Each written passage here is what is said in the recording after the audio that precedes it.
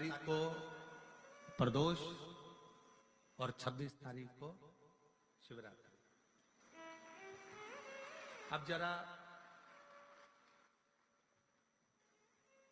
प्रदोष के पर्यंत की, प्रदोष के बाद की बिल्कुल लगी हुई पीठ से जो शिवरात्रि होती है, वो शिवरात्रि अगर उस शिवरात्रि का व्रत, साधना, तप, भजन, संसार का मनुष्य कर लेता है तो जिंदगी में उसने कोई व्रत किए ना किए हो, अगर एक व्रत शिवरात्रि का, प्रदोष की पीठ से लगी हुई शिवरात्रि का अगर कर लेता है तो उसको पूरे जीवन के व्रत का पुण्य फल प्राप्त हो। एक व्रत शिवरात्रि का प्रदोष पर्यंत की, अर्थात प्रदोष की पीठ से जुड़ी हुई। अब अगर आप कोई ब्राह्मण से, अगर कोई विद्वज्जन से, कोई पंडित जी से आप पूछेंगे प्रदोष कितनी बजे लग रहा है, वो बताएंगे फिर प्रदोष लगने के बाद प्रदोष कब समाप्त हो रहा है, तो जिस दिन 26 तारीख हो रही है उसमें लगाया। दोनों की पीठ मिल रही, दोनों।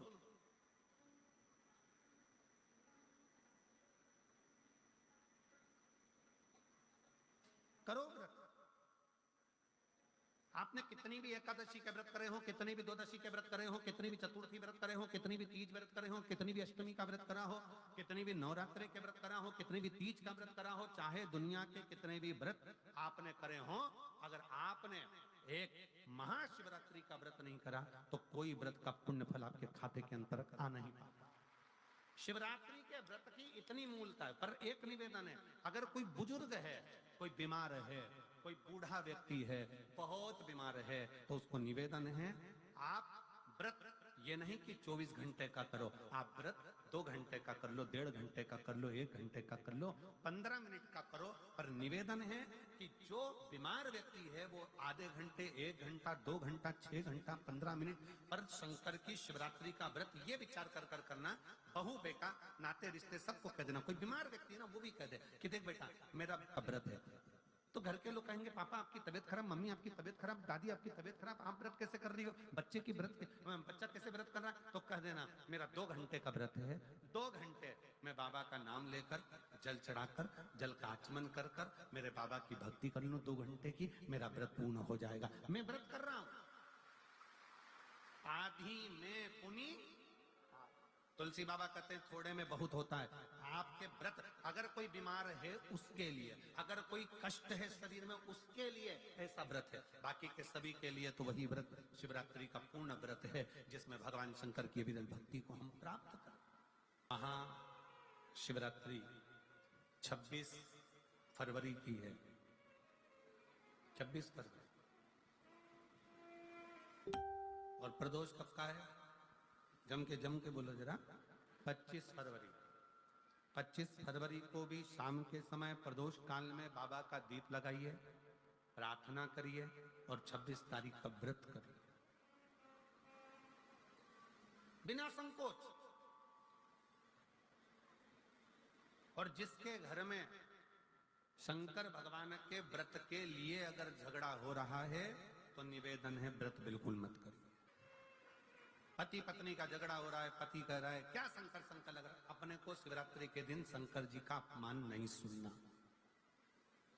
इसलिए राजी हो तो व्रत करो, राजी नहीं है पति, परिवार के लोग राजी नहीं है, चिड़चिड़ कर रहे हैं तुम्हारे व्रत करने से, तो आपके चक्कर में शंकर भगवान की निंदा तुम्हारे कान में जाए, ऐसा व्रत किसी का, ऐसे व्रत की कोई मूलता नहीं। आपके घर के लोग राजी हो, माता पिता राजी हो, सास ससुर राजी हो, पति राजी हो, पत्नी राजी हो, परिवार के लोग राजी हो, बेटा बेटी सब, बच्चों का मन है मम्मी मुझे व्रत करना है, हाँ बेटा कर, एक ही तो व्रत करना है शिवरात्रि का, करो। घर के बुजुर्ग ने कह दिया मुझे व्रत करना है, बिल्कुल करो, आज का मौका मिला है आपको करने का, महाशिवरात्रि का व्रत करिए।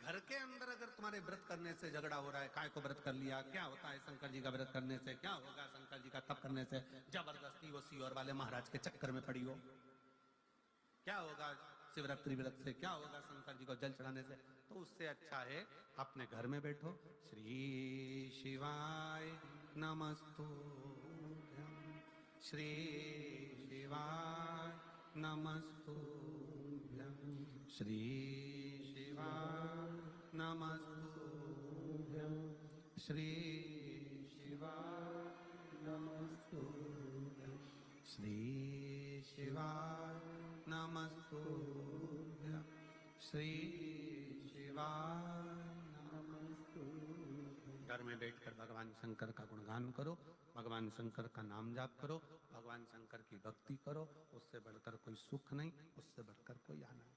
पर निंदा ना सुनते हुए, कुछ गलत विचार ना लाते हुए, गलत सोच ना लाते हुए, गलत दृष्टि ना रखते हुए, गलत भाव न रखते हुए भगवान शंकर की विरत भक्ति को अपने भीतर उतारने का प्रयास करो। शिव को अपने अंदर उतारने का प्रयास करो। शिव भक्ति, शिव महापुराण की कथा कर रहे हैं। 3 स्थान का स्पर्श रोग का निवारण कर देता है। 3 जगह पर चढ़ाया गया अक्षत हमारे मन को एकाग्रित कर कर और हमें अपनी मंजिल तक पहुंचा देता है। और प्रदोष और शिवरात्रि के मिलन का महोत्सव हमारे जीवन को आनंदता देता है। फिर एक निवेदन करूंगा, जीवन में अगर बहुत तकलीफ है, बहुत कष्ट है, आपको पहले भी कहा फिर कहते हैं, शिवरात्रि पड़ेगी। ये शिवरात्रि निवेदन करूंगा, अगर जिंदगी में थोड़ी सी तकलीफ है, दुख है, कष्ट है, परेशानी है, तो उस शिवरात्रि को हाथ से मत जाने। आपको पहले भी कहा कि क्या क्या वस्तु भगवान शंकर को हम रात्रि के समय पर चढ़ा दें, जिससे हमारा रोग समाप्त हो जाए, हमारी बीमारी समाप्त हो जाए, हमारे जीवन में सुख समृद्धि लक्ष्मी आ जाए। वो समर्पण का भाव। और शिवरात्रि आने में देरी है, आपके जीवन में बहुत कष्ट है, बहुत कष्ट। महाराज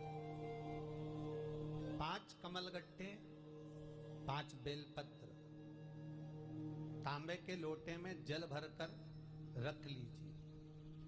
सीधे हाथ पर उस कलश को रखो जिसमें 5 कमलगट्टे और 5 बेलपत्र रखिए। श्री शिवाय नमस्तुभ्यम शिव महापुराण का मूल मंत्र है। जैसे भागवत का मूल मंत्र है ओम नमो भगवते वासुदेवाय, शिव महापुराण का मूल मंत्र है श्री शिवाय नमस्तुभ्यम। इस मंत्र का 5 बार स्मरण कर कर आपको जो तकलीफ है उसको हृदय चित्त से धरकर मस्तक से कलश को लगाकर किसी एकांतेश्वर महादेव पर, एकांतेश्वर महादेव मतलब अपने गांव से, नगर से, शहर से जो बाहर खेड़े में हो, बिल्कुल बाहर, जिस शिवलिंग पर कोई पूजन करने ना जाता हो, एकांत में बैठे हो, जंगल में बैठे हो, कहीं किसी वृक्ष के नीचे विराजमान हो, ऐसे एकांतेश्वर महादेव पर अपनी कामना कर कर वो जल समर्पित कर दो।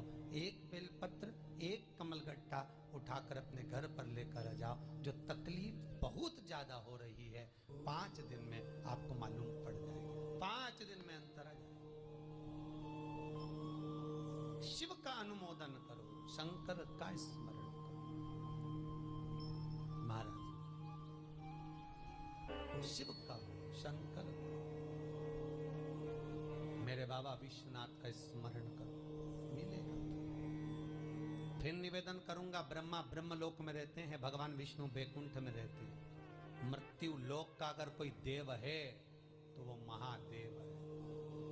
पृथ्वी का अगर कोई देवता है तो वो देव अधिदेव महादेव है। पर हमारी आदत है, हम पड़ोस की काकी आती है तो उसको प्रणाम करते हैं, मासी सास आती है तो उसको नमन करते हैं, चाची सास आती है तो उसको नमन करते हैं, और घर में सास बैठी रहती है उसको कभी नमन नहीं करते। आदत है ना हमारी। दूसरों को तो हम प्रणाम कर लेंगे पर घर की सास को नमन नहीं कर पाते। उसी तरह हम भगवान विष्णु का स्मरण कर रहे हैं, ब्रह्मा का स्मरण कर रहे हैं, सारे 33 कोटि देवताओं का स्मरण कर रहे हैं, पर भूलोक का इस देव अधिदेव महादेव का हम कितना स्मरण कर रहे हैं। हम तो भगवान शंकर के मंदिर में भी जाते हैं तो छल करते हैं। गए मंदिर में, वहां का लोटा उठा लिया, पानी भर लिया, शंकर जी को चढ़ा दिया। लोटा दूसरे का, पानी दूसरे का, मंदिर भी दूसरे का। पानी दूसरे का, लोटा दूसरे का, शंकर जी पे चढ़ा रही। अगर शंकर को जल चढ़ाना है तो घर से लेकर जा, लोटा भी घर से लेकर जा। और अगर मंदिर का पानी लिया है, मंदिर का लोटा लिया है, तो 1 रुपए लोटे का किराया और 1 रुपए जो लाइट जली, पानी भरा जिस पुजारी ने, उसका 2 रुपया दान पेटी में डाल, तब जाकर तू शंकर को पानी चढ़ाएगी, तब शंकर उस जल को स्वीकार करता। और ट्रेडर साहब, ये प्रॉब्लम सॉल्व करना पसंद है ना पूजन की, और तुम सिर पे पल्लू लेके कुंकू चावल रोली बोली सब चढ़ा दो, और बेचारी वो बाद में आए तो देखे तो यहाँ सब साफ, तो क्या भगवान स्वीकार करेगा? भगवान ऐसा स्वीकार नहीं करे। फिर निवेदन है, बरसाती मेंढक मत बनो रे, अच्छे से सेवा करो, थोड़ी करो पर अच्छी करो, घर से पानी लेकर जाओ। किसी की लगी लगाई थाली में से कुंकू चावल चढ़ा दोगे तो कुछ मिलना है क्या? अरे बोलो तो। विष्णु पुराण में तो यहां तक लिखा है कि किसी का लगा हुआ दिया, किसी का दिया मंदिर के अंदर रखा था, तुमने अपना डब्बा खोलकर बत्ती निकालकर उसके दिए में रखकर जला दी और सोच रही है कि मैंने खूब बड़ा काम कर दिया, तो उसका तो फल ही नहीं मिला। विष्णु पुराण कह रही है, खुद का दिया, खुद की बाती, खुद का दीप अगर जलाती तो फल मिलता। किसी मंदिर में तुम रोज डब्बी लेकर जाओ, बत्ती लेकर जाओ, मना नहीं है, पर उस मंदिर में पहले से 5 दिए, 7 दिए, 11 दिए तुम रखता रहो तो जलाओ। दूसरे के रखे हुए दिए में 50 बार बाती जला कराना, उसका कोई फल नहीं मिलने वाला, उसका कोई फल नहीं है हमारा।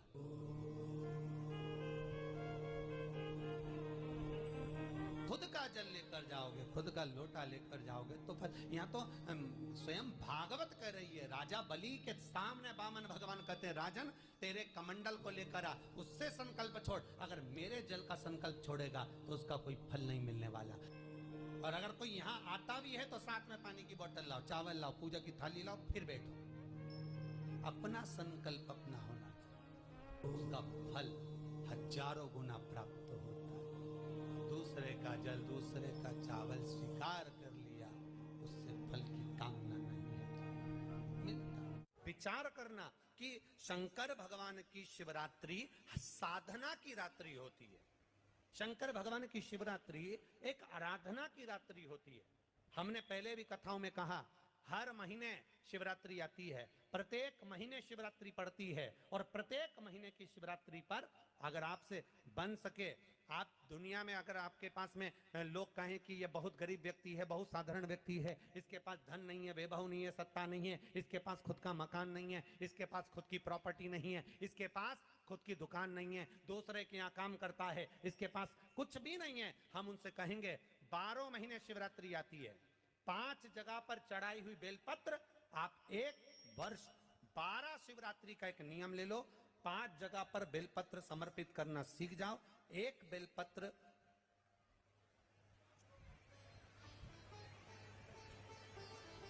ये शिवलिंग, ये जलाधारी, बहुत ध्यान से देखना, ये चरण जहां से जल नीचे गिरता है, गणेश जी का स्थान, कार्तिकेय जी का स्थान, ये हस्तकमल, माता पार्वती जी का हस्तकमल, शिवलिंग, भगवान शंकर का स्थान। ऊपर से जो एक एक बूंद जल शिवलिंग के ऊपर गिर रहा है, शंकर भगवान की 5 जया, जहरा, शामरी, देव, बीच में जो एक मोटी सी लाइन है वो शंकर भगवान की छोटी लड़की, क्या नाम है? अशोक सुंदरी। ये पूरे शिवलिंग का वर्णन।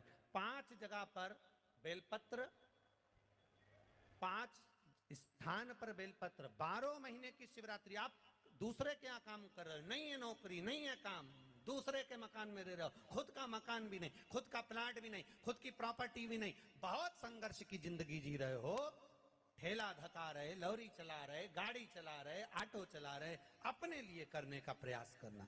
घर में जितने सदस्य हैं, 12 महीने शिवरात्रि आती है, एक बेलपत्र अशोक सुंदरी वाली जगह पर, डंडी का मुंह नीचे की ओर, दूसरी बेलपत्र माता पार्वती जी के हस्त कमल पर। ये 2 पत्ती जो होती है, इस पत्ती के 2 भाग शिवलिंग के बीच में हो। तीसरी बेलपत्र भगवान शंकर के शिवलिंग पर, डंडी का भाग आपके विपरीत दिशा में हो, विपरीत दिशा। चौथी बेलपत्र भगवान शंकर का जहां से जल बहकर जाता है, जमीन पर जो जल बहता है, जमीन पे से जो जल बहकर जाता है, चौथी बेलपत्र उस जमीन के जल पर जहां से वो पानी बहकर जा रहा है, पूरे शिवलिंग को छोड़कर जहां से पानी जमीन पर बहकर जा रहा है उस स्थान पर। और पांचवी बेलपत्र नंदी का जो पांव ऊपर उठा हुआ है उस पांव के पास में पांचवी बेलपत्र समर्पित करना।